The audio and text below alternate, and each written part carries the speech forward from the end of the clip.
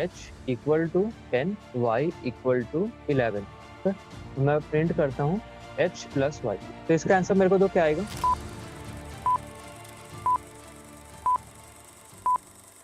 इसका आंसर आएगा 1011। इसका आंसर क्या आएगा? 1011। क्यों 1011 आएगा?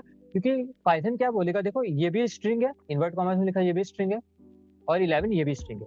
ये नंबर नहीं है, तुम लोग ना सोचो नंबर है, नंबर, ये नॉर्मल एक स्ट्रिंग है। स्ट्रिंग मतलब ऐसा समझो ना, ये 10 नहीं लिखा है, इसको मान लो इसकी जगह लिखा है डॉग और इसकी जगह लिखा है कैट। तुम लोग इसके अंदर डॉग लिखो या 10 लिखो, बात एक ही है, क्योंकि स्ट्रिंग है ना। स्ट्रिंग मतलब जो भी तुम इन्वर्ट कॉमा में लिखते हो वो एज इट इज प्रिंट होगा, वो एज इट इज प्रिंट होगा, उसमें कोई भी मैथमेटिकल ऑपरेशन नहीं परफॉर्म किया जा सकता। तो जब h प्लस वाई तुम लोग करोगे, पाइथन बोलेगा h में एक स्ट्रिंग है, y में भी स्ट्रिंग है, दोनों स्ट्रिंग है, तो पाइथन क्या करेगा, दोनों स्ट्रिंग को आपस में चिपका कर लिख देगा। फॉर एग्जाम्पल अगर मैं तुम लोग को बोलूंगा डॉग और कैट को ऐड कर दो, तो आंसर क्या आना चाहिए? डॉग कैट आना चाहिए ना, कॉमन सेंस। डॉग और कैट को अगर तुम लोग जोड़ोगे तो क्या आना चाहिए? डॉग कैट होना चाहिए, डॉग कैट आपस में चिपक जाएगा। तो यहाँ भी वही होगा, 10 और 11 तुम लोग जोड़ोगे, 10 और 11 क्या हो जाएगा, आपस में चिपक जाएगा। देख रहे हो 1011 आ रहा है। लेकिन अगर तुम इन्वर्ट कॉमा गाइस यहाँ से हटा दोगे, सपोज मैं एक और वेरिएबल बनाता हूँ, यहाँ पर इन्वर्ट कॉमा हटा के लिख देता हूँ, अब ये क्या बन जाएगा? अब ये नंबर बन गया। अब ये नॉर्मल नंबर हो चुका है। अगर अब मैं प्रिंट a प्लस बी लिखूंगा, तब इसका आंसर आएगा 21। फिर देखो मैं रन करता हूँ, अब इसका आएगा answer 21। Getting my point guys? तो इन्वर्टेड कॉमर्स के अंदर जो भी लिखते हैं उसको हम लोग क्या बोलते हैं? स्ट्रिंग। ये सब क्या है? स्ट्रिंग। ये भी क्या है? स्ट्रिंग। स्ट्रिंग का मतलब anything you right in inverted commas, it is a string. It is basically made up of characters. ठीक है, कैरेक्टर से बना होता है। जो अल्फाबेट्स होते हैं हम लोग के कीबोर्ड में, जो भी सिंबल्स होते हैं वो स्ट्रिंग होते हैं, और ये अपने इंटीजर्स होते हैं। इंटीजर्स कोडिंग में बेसिकली एक दो टाइप का ऐसे बना के रखा है वो लोग। अगर डेसिमल नंबर्स होंगे तो उसको फ्लोट बोलेंगे, अगर नॉन डेसिमल नंबर्स होंगे उसको इंटीजर बोलेंगे। ऐसे टर्म्स दे दिया गया है। ओके, और थोड़ा सा हम लोग आगे बढ़ते हैं। मैं अगेन कुछ बेसिक्स पूछता हूँ, तुम लोग पहले बताना ए माइनस एस का आंसर क्या आएगा? ए प्लस एस का तुम लोग नहीं बताओगे, ए प्लस एस का मैं बताऊंगा। तुम लोग ए minus S, A multiply S और डिवाइड एस, ये तीनों का बताओ।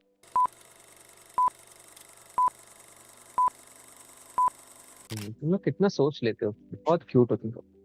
ठीक है देखो, पाइथन सिंपल है। पाइथन बोलता है देखो, आयन माइनस सॉरी, कोई सेंस ही नहीं, कोई सेंस बन रहा है इस बात का? सोच के देखो, मैं बोलता हूँ डॉग को कैट के साथ माइनस कर लो, उसी को बोलोगे तो वो लोग हंसेगा, कोई सेंस ही नहीं है।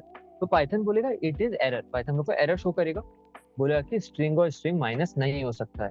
कॉमन सेंस, स्ट्रिंग और स्ट्रिंग माइनस नहीं हो सकता। ए प्लस एस का आंसर तुम लोग को पता है, ए प्लस एस का आंसर क्या आएगा? ए प्लस एस में आयन सॉरी एक साथ चिपक जाएगा, ठीक, आयन सॉरी ऐसे करके हम लोग का आंसर आएगा। और ए मल्टीप्लाई का आंसर बताओ क्या आएगा? सर इसका कोई सेंस नहीं बन रहा, क्या होगा? करेक्ट, सेंस नहीं बन रहा है, एरर आना चाहिए। और तो ए इसका भी डिवाइड एस एरर में भी होगा। इसका भी एरर होगा। हम लोग स्ट्रिंग और स्ट्रिंग में सिर्फ मैथमेटिकल ऑपरेटर बस एडिशन कर सकते हैं और कुछ नहीं कर सकते हैं। अच्छा, और भी वैसे मैथमेटिकल ऑपरेशन होता है पाइथन में, प्लस माइनस मल्टीप्लाई डिवाइड एक और होता है, जिसको हम लोग बोलते हैं रिमाइंडर। Float division. हाँ, फ्लोट डिवीजन और रिमाइंडर। ठीक, ये भी मैं बता देना अगर तुम लोग को याद नहीं है तो। अच्छा देख लो, अगर मैं ऐसे लिखता हूँ, प्रिंट कर दो single divide two, print double 10 double divide two, इस दोनों में डिफरेंस क्या है, कोई बता सकता है?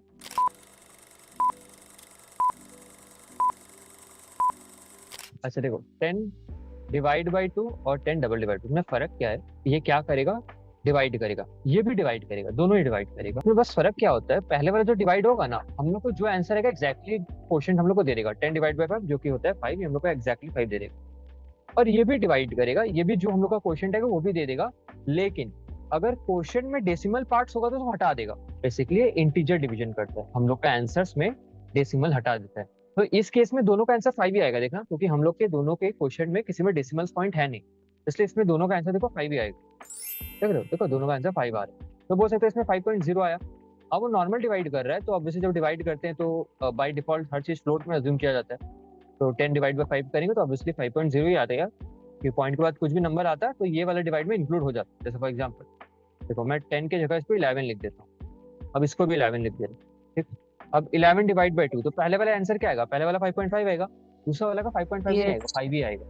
क्यों आएगा 5? क्योंकि उसमें से वो डेसिमल्स हटा देगा। तो इसको हम लोग क्या बोलते हैं? इंटीजर डिवीजन बोलते हैं। क्या बोलते हैं गाइस? Integer division. और ये होता है अपना नॉर्मल डिवीजन। अच्छा, एक और ऑपरेटर होता है पाइथन में जो कि इंपॉर्टेंट है, और इसी से हम लोग का लूप्स और कंडीशनल स्टेटमेंट्स का बहुत सारा क्वेश्चन आता है, और वो है अपना मॉडुलो ऑपरेटर। हम लोग यहाँ पर लिखते हैं 4, सपोज मैं लिखता हूँ 8 मॉडुलो 3। ये मॉडुलो ऑपरेटर बेसिकली क्या करता है? इसका प्यार से मॉडुलो बोलते हैं, इसका फुल फॉर्म मॉडुलस है। ये बेसिकली क्या करता है, ये हम लोग को रिमाइंडर निकाल के देता है। क्या निकाल के देता है?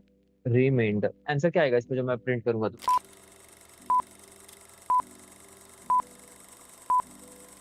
2। हाँ वेरी गुड। अगर मैं इसको 17 कर दूं, आप बताओ रिमाइंडर क्या आएगा? सर मैं हाँ सॉरी तुम। सर वापस से 2 ही आएगा। हाँ वेरी गुड। बोलो, समझ रहे हो तुम लोग? Yes sir. Okay now let's see. x equal to, अब मैं क्वेश्चन पूछ रहा हूं, तुम लोग मेरे को अच्छे से आंसर देना। इसका आंसर बताओ क्या आना चाहिए?